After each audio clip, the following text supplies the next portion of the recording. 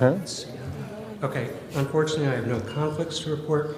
I think it's okay if you fall asleep, but I think it's best if I don't. I do have enough slides for 60 minutes, but I only have 30 to present them in. I think that's kind of like a metaphor for our practices. These are our learning objectives. Review reasons for referral. This will be very quick. Discuss barriers to effective referrals. Describe techniques for optimizing the referral process and the handoffs and communications that happen. I want to talk a little bit about some evolving practices in our management of kids with specific diseases. And then I want to show you some evidence for how we're trying to improve. We don't want to be a black hole anymore, that you send a child to us and they disappear and you never hear from us. That's not acceptable anymore. So obviously the reasons we refer: the kid has an acute illness, they're severely ill. One of the most common is a diagnostic dilemma. Does the child have Kawasaki, or does the child have Lyme disease? And then procedural, technical. And then during the flu season, we get a fair number of offices who kind of close. And I don't know if that happens here, but in DC, they can't see patients for 3 or 4 days because they're so backlogged. So we end up getting them in the emergency department. We call that ARF, acute remunerative flu. All right, so acuity can just be, a new neurologic finding, a Bell palsy or something, seizure, fever. They may not be severely ill, but something acute that needs to be looked at. We still have a lot of fever phobia out in the community. Everybody has a story about someone that they knew that died from fever or had a febrile seizure and died, and now they're scared of fever. Severity, of course, pain. Respiratory disease is our most common referral: asthma, croup, bronchiolitis, dehydration, the acute abdomen, and then the acute on chronic patient, the patient with escalating seizure activity or diabetes that's gotten out of control. I don't know about you, but I definitely feel that the severity of patients is increasing. This is our admission rate over the last few years. I think you're probably seeing this in your offices as well, where we have more patients surviving from NICU and with previously fatal cardiac disease and et cetera. So yeah, our admission rate now, we're admitting almost 1,200 kids a month. It used to be 800, so I suspect you guys are feeling this in the community as well. So diagnostic dilemmas, it's a lot easier for us to do testing in the emergency department. It's one-stop shopping. We can get the CT, the X-ray, the CBC, the blood work, whereas I think in practice you kind of have to send people around and you may not get the results back for a few days. Any one or more of the following: suturing, fractures, foreign bodies, LPs. Does anyone here do suturing in their office? Paul, do you still do that? Yeah, you still do. Great. That's awesome. I will say that foreign bodies have undergone a little bit of evolution at Children's. We used to call in the ENT folks at night to get them out when we couldn't, but now they have a foreign body clinic 5 days a week. So if we just give them the number for ear, nose, and throat, they call first thing in the morning, and somebody can see them that day.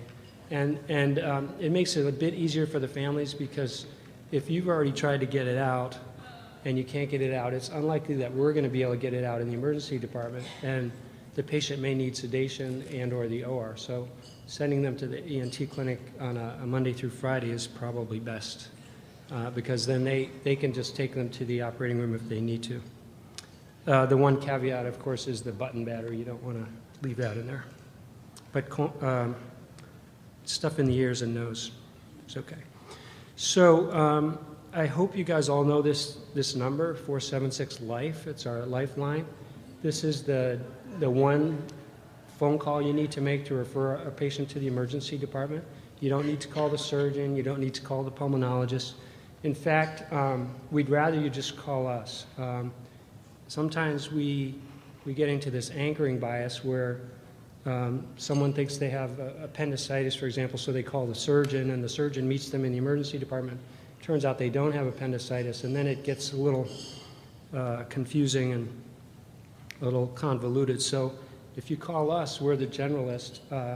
Generally, you'll talk to a paramedic who will take the information, but if it's a complicated patient, or someone that you need to talk to us about for some reason, ask for the doctor. We have a dedicated phone doctor from 9 in the morning till 2 in the morning. So you can always get us on the phone. So barriers, you're busy. I'm busy, or I will be, by the time the patient arrives.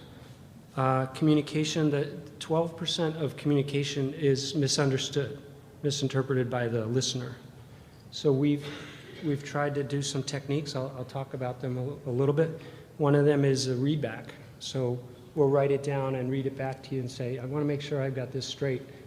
Let's face it, if the guy at the pizza parlor can do that to make sure the order is correct, I think we can do that to make sure the medical information is correct. Shift changes are always a problem. We have to hand off the patient again when we leave to another person, so there's all the handoffs associated with that. And then I'm going to talk a little bit about dashed expectations and how you can help us by setting expectations for families.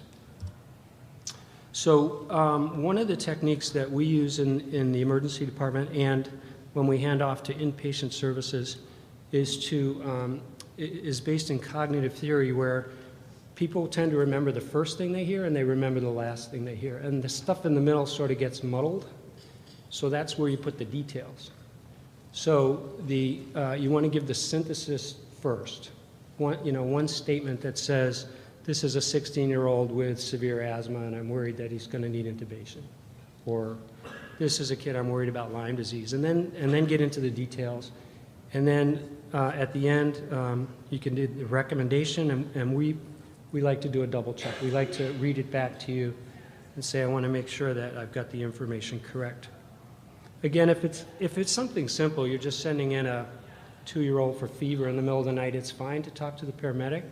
But if you're concerned about the child, the kid's got a complex history, there's some background, talk to us, not the paramedic, talk to the physician. And then please try to give us a reliable contact method. It's really frustrating to call at night and get the office number, which then refers us to the answering service, which then has to page you. And that could be, a 45-minute process for the family waiting. So if you can provide us the answering service directly, or even a cell phone would be great, whoever's on call. So this is a form that we've developed over the years to help us, to help prompt us for information. And you can see that we have up here the name of the physician that's referring and the contact information. We've got we've got at the top here, the referral history.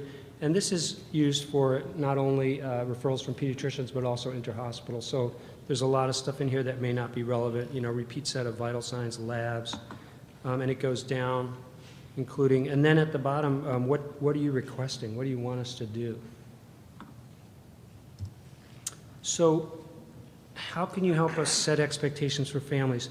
First of all, let us know what you're thinking. If you think the kid has meningitis, or you think the kid has lymphoma, let us know and let the family know, so that we all have a shared mental model of what to expect.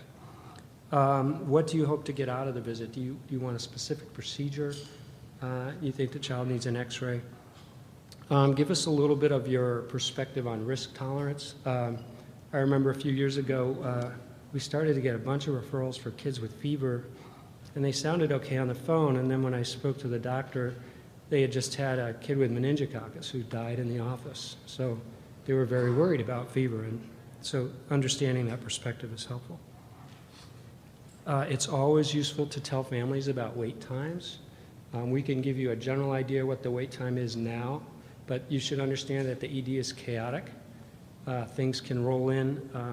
Last Thursday night, a week ago Thursday, we were doing great. We were seeing kids within 5 or 10 minutes of arrival, and then all of a sudden we had 5 traumas come in at once from a horrible accident, and one of the kids died. So that really set the ED into chaos and made wait times. So families have to understand that. Things not to say. You'll be seen right away. We'll do our best, but that's certain to set false expectations for families. Dr. Chamberlain will meet you at the door. I would like to personally greet every family that arrives in our emergency department, but we see 250 children a day, so during our busy times, they're arriving every 2 minutes, so I won't be able to meet you at the door. But I'll do my best to expedite your care. So-and-so will see you tonight. GI will see you tonight. Neurology will see you tonight. We've, I think, moved away from a practice where subspecialists are going to come in at night. They generally handle things over the phone, and then will admit kids that are sick and handle things as an outpatient for kids that are not sick. But we can definitely have a conversation over the phone, but expecting a subspecialist to come in at night is generally not going to happen. They'll order a blank, CT, ultrasound, MRI. We can talk on the phone about what you need and what we can order, but children's conditions change. And, you may think they need a CAT scan of the belly, but by the time they arrive in the ED, it's very clearly appendicitis, and we might want to get a sonogram instead of a CT, less radiation, et cetera. Or the child with a high fever who defervesces on the way in and is running around the waiting room playful.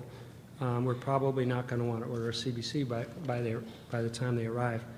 And we'll discuss that with you before we change the plan, but try not to be too specific with families because it may lead to false expectations.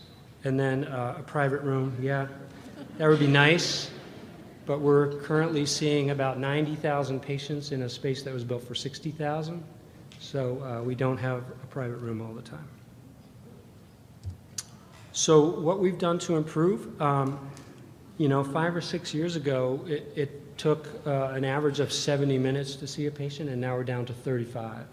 That's for all comers that walk through our doors, median 35 minutes. I challenged, even for people with appointments, in most of our subspecialty clinics, they're not being seen within 35 minutes. So I think we're doing pretty well there. For our level 1 and 2 patients, those are our sick ones, we see 95% of them within 20 minutes. We opened United Medical Center in September of 2010, and that's been a huge success for us. We've been able to move some of our patients that used to have to travel 2 or 3 hours to Children's by bus. They can now get to United Medical Center where the median time to see a patient is 14 minutes. So huge service for our Southeast community. We're increasing the numbers of direct admissions, and I'm going to talk a little bit about a new initiative that's going to start in the fall. But we've worked with our hospitalist colleagues and our PICU colleagues to do better phone triage and the ability to admit children directly to the hospital. And then we've had improved telephone contact, and I'll show you that. So this is a graph that I'm very proud of. Over the last 6 or 7 years, our total ED visits have continued to rise. We're now seeing about 10,000 a month. And our left without treatment is the best in the country. So we benchmark this with Cincinnati, CHOP, all the major children's hospitals. We're consistently less than 1% left without treatment. Generally, those are children with very minor illnesses who decide that they're going to not wait and go see their pediatrician in the morning. This is our monthly callbacks. Back last summer, we were only calling about 300 times a month, so 10 calls a day. And then Kurt Newman became CEO, and he read me the Riot Act and said, we can't keep doing this, and now we're making about 1,200 calls a month, so 40 calls a day. Still not enough. From feedback that I've heard from pediatricians, you don't want to be called about simple stuff like colds and rashes, but kids with seizures and abdominal pain and fractures, you do want to be called. So unless I hear feedback otherwise, that's what we're going to continue to do. And we have a system for nighttime batching where after 11 o'clock at night, we batch the calls for morning so that we don't have to wake you up. But this number will continue to rise. So I want to touch a little bit about evolving practice for a few conditions: fever, asthma, head injury, esophageal coins, ALTs, and appendicitis. just so that you're on the same page with where we are, so that we can have that conversation. First of all, we believe in evidence-based medicine. This is a cute little pie graph I found on the internet.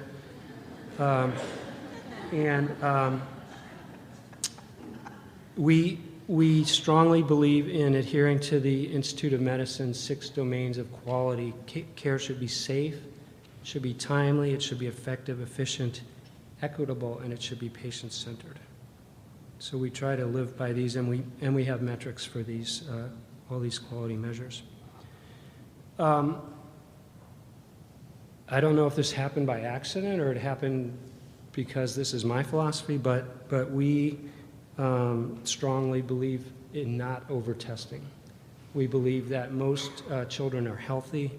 Unnecessary testing, is painful, it's expensive, it's inefficient, and it causes false positives. This was identified in 1975, so 40 years ago, as a disease called iatrogenesis imperfecta, where you cause disease by doing testing that's not necessary. I know from some of my own research that unnecessary admissions are expensive and cause iatrogenic disease.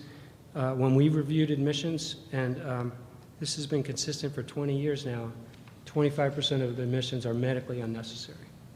So we admit them because we think they might need something, or we admit them for social reasons, but we don't really provide a medical procedure or care. And then we strongly believe that antibiotics should not be prescribed lightly. I shudder when I read the national statistics that 15 to 30% of patients with URI in emergency departments are treated with antibiotics. That leads to a lot of resistant germs and reactions to drugs. You need to see one serious Stevens-Johnson syndrome with complete shedding of the skin to realize what a problem this is. So this is our healthcare system. We need to make it more efficient. Fever, just a little bit on the evolution with bacteremia now is basically a non-disease. With the Hib vaccine and the polyvalent pneumococcal vaccine, we just don't see bacteremia. We recently reviewed 6 months of blood cultures, and we had 1 positive in a 3-year-old with pneumococcal pneumonia who's being treated anyway, and all the rest were contaminants or kids with hematology oncology disease. Urinary tract infection, we still continue to look for that, although I'm seeing stuff in the literature that suggests that it's not the problem that we thought it was. There was this fear that UTIs in kids would lead to renal failure from repeated scarring, but in fact there's studies coming out of Europe that suggest that that's not the case, and maybe in 5 or 10 years we'll be a little less aggressive in looking for UTIs. But bacteremia, if a child has reached 6 months and has gotten 2 or 3 pneumococcal vaccines, we're generally not doing blood cultures unless they look sick. A well-appearing 6-month-old and older child, we generally don't do blood cultures anymore. X-rays for asthma. We know that only 5% or so of X-rays for people with asthma actually add anything to the diagnosis. So we've started an initiative at Children to reduce the proportion of asthmatics with chest X-rays. We started providing monthly feedback to providers on their practice, and shockingly, we were ordering X-rays in 30% of our asthmatics, and now we're down to about 17%. So feedback works, and we're very proud of this. All right, CTs for head injuries. So CT is a wonderful tool. It helps us diagnose disease early, but the use of CT has increased dramatically in the last 10 to 15 years. So in, let's see, September of 2010, there was a publication that we participated in that came up with a clinical decision rule for who needs a CAT scan. It defined children at low risk, children at high risk, and then children at intermediate risk, where the intermediate risk you could either CAT scan them or observe them for 4 to 6 hours. We publicized that around our department. Not much really changed here in the run-in phase, but then we did an intervention in March of last year where we put the decision rule into the electronic health record, and we asked people to complete it before they ordered a head CT, and you can see what happened to our CT rate. It's dropped dramatically, almost in half. The proportion of positive CTs has gone up from 10% to 30%, and we've had no adverse outcomes. We've had no bounce back children that we've sent home that have had a bad outcome. So we're reducing radiation exposure for kids with mitral head injury. ALTI, ALTI's been an evolving concept over the last, I would say, 15 to 20 years. Apparent life-threatening episodes, or what we used to call near SIDS.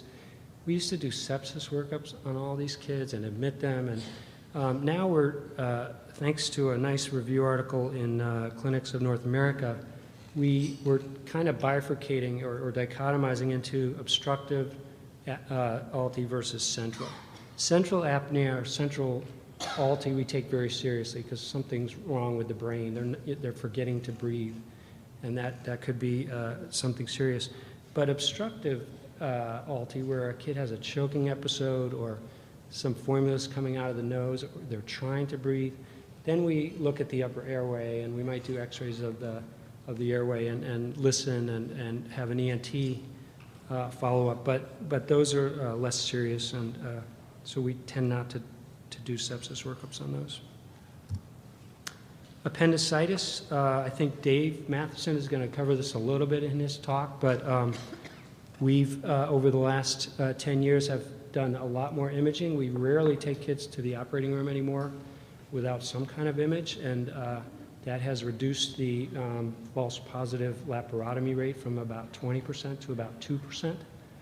Kurt Newman was author of a white paper on that identified Children's National as the best practice in the country for that. We're trying to use sonogram rather than CT because of the exposure to radiation, obviously. There's also been some work done with MRI. So MRI now they have an 8-minute protocol for guys and a 12-minute protocol for female patients. The challenge is trying to get a slot on the MRI table. And then we always treat with preoperative antibiotics now to reduce postoperative complications. So what you should expect from us, first of all, we should be courteous and professional on the phone. If you ever have a doc that's rude to you or dismissive of your concerns, let me know, and I will use my cattle prod. We will show respect for your concerns and your risk tolerance. Obviously, every physician's interpretation of risk is a little bit different, and we have to respect that. And we will call to discuss with you before changing the plan and before discussing that with the family so that we're all on the same page. I wanted to highlight this. Paul Manicone is going to talk to you this afternoon about interfacing with the hospitalist, but coming in September, we're going to have a direct admission process that will bypass the emergency department totally.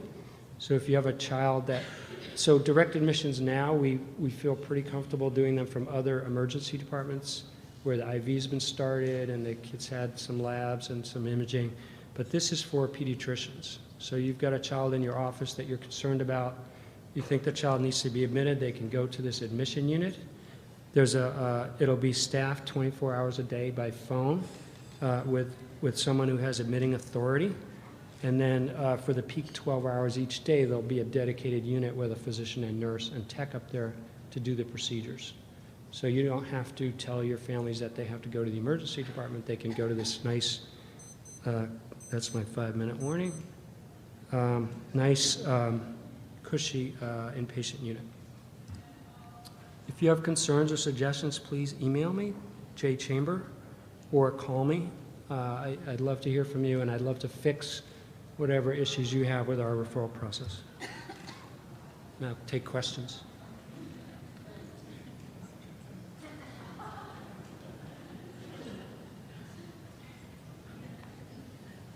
Questions from the audience? So